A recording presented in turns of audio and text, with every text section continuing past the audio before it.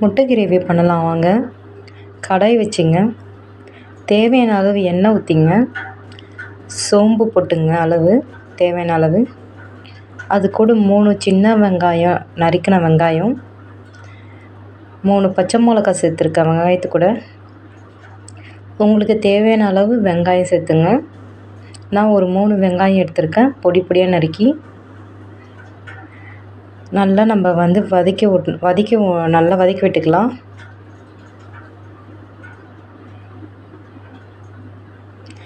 நல்லா வதங்கிறதுக்கு உப்பு சேர்த்துக்கலாம் வெங்காயத்து கூட. அப்போ தாங்க நல்லா சீக்கிரமாக நம்மளுக்கு வதக்கும், பொன்னிறமாகவும் ஆகும்.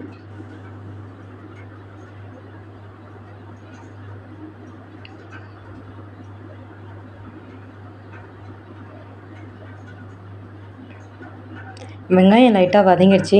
பக்கத்துலேயே நம்ம வந்து சப்பாத்தி ரெடி பண்ணிகிட்ருக்கோம். இந்த முட்டை கிரேவிக்கு சப்பாத்தி மட்டும்தாங்க நல்லா டேஸ்ட்டாக இருக்கும். நான் ஒரு 3 வெங்காயம் 3 தக்காளி சேர்த்துருக்கேன். தேவையான அளவு தக்காளி சேர்த்துக்கலாம். வெங்காயமும் தக்காளியும் நல்லா வதக்கி விட்டுக்கலாம்.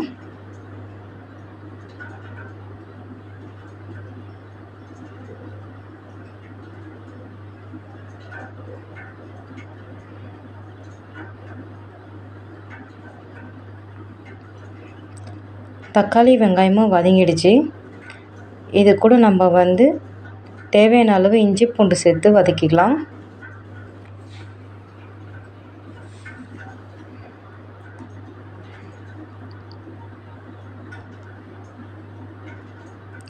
தக்காளி வெங்காயம் இஞ்சி பூண்டு நல்லா வதக்கி விட்டுக்குவோம்.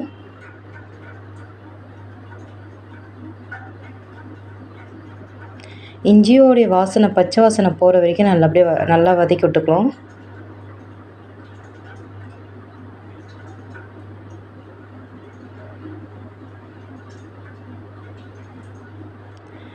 இஞ்சி பூண்டு தக்காளி வெங்காயம் நல்லா வதங்கிடுச்சுங்க. தேவையான அளவு நம்ம மசாலா சேர்த்துக்கலாம்.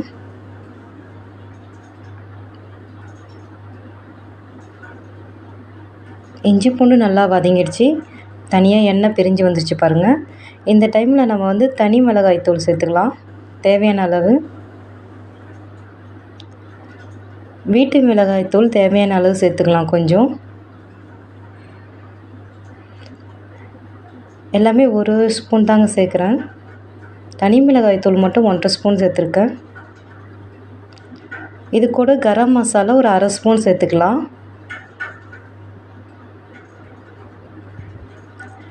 மசாலாவை நல்லா நம்ம கிளறி விட்டுக்கலாம். மசாலாவும் இஞ்சி பூண்டு பேஸ்ட்டு எல்லாமே சேர்ந்து நல்லா வதங்கணும், இந்த வாசனை போகிற வரைக்கும்.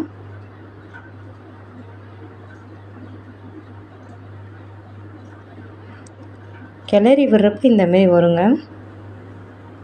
நல்லா வதக்கி விட்டுக்கலாம். வதக்கி விட்டதுக்கப்புறம் தேவையான அளவு தண்ணி சேர்த்துங்க. நான் 4 முட்டைக்கு தாங்க மசாலா ரெடி பண்ணுறேன். அதுக்கு தகுந்த மாதிரி நான் தண்ணி சேர்த்துக்கிட்டேன்.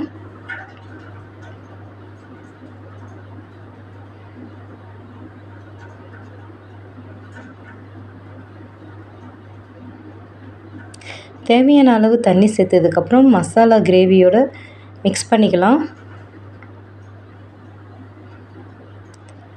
மசாலாவும் தண்ணியும் நல்லா கிண்டி விட்டுக்கலாம்.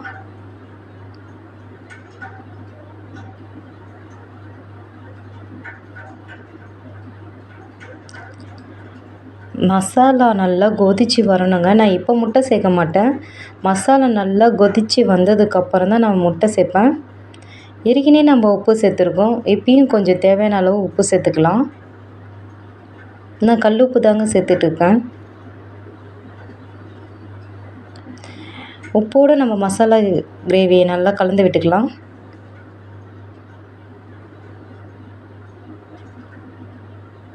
இப்போ பிளேட் போட்டு நம்ம வந்து மசாலா கிரேவியை மூடிக்கலாம்.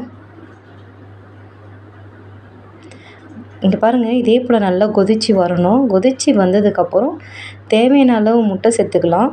நான் ஒரு 4 முட்டை எடுத்துருக்கேங்க. இதே போல் செஞ்சு பாருங்கள், சப்பாத்திக்கு சூப்பராக இருக்குங்க.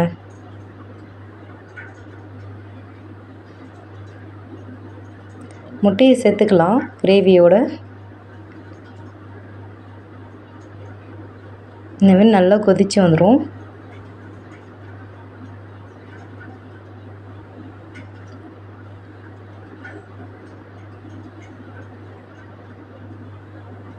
ஒரு தடவை இந்த மாதிரி செஞ்சு ட்ரை பண்ணி பாருங்கள்.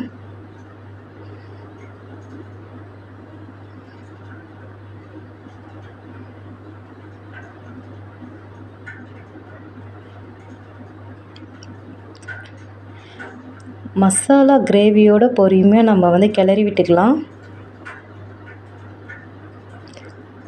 மசாலா கிரேவியும் முட்டையும் நல்லா கலந்து விட்டுக்கலாம்.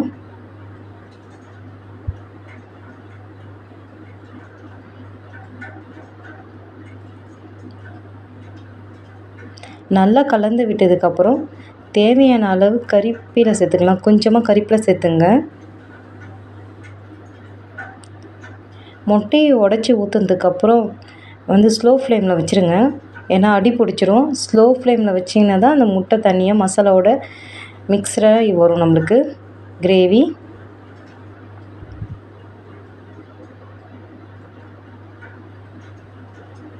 கறிவேப்பிலை சேர்த்துக்கலாம். கொஞ்சமாக கறிவேப்பிலை சேர்த்துக்கிறேன் நான்.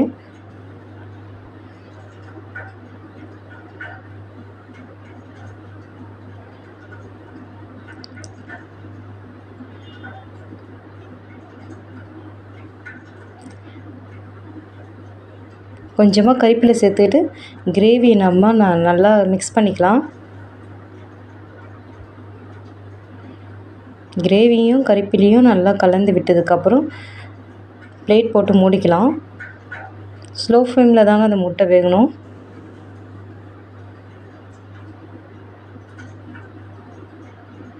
ஒரு பக்கம் நம்ம சப்பாத்தியும் ரெடி பண்ணிட்டோம் கிரேவிக்கு தேவையான அளவு.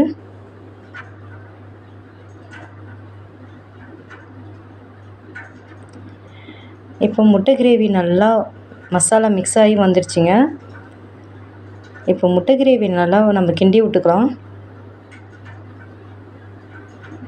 பாருங்கள், முட்டை கிரேவி நம்ம ஸ்லோ ஃப்ளேமில் வச்சா இப்படி தாங்க வரும். அடி பிடிக்காமல் நல்லா எண்ணெய் பிரிஞ்சு தனியாக வரும். நம்மளுக்கு சாப்பிட்றதுக்கும் நல்லா டேஸ்ட்டாகவும் இருக்கும்.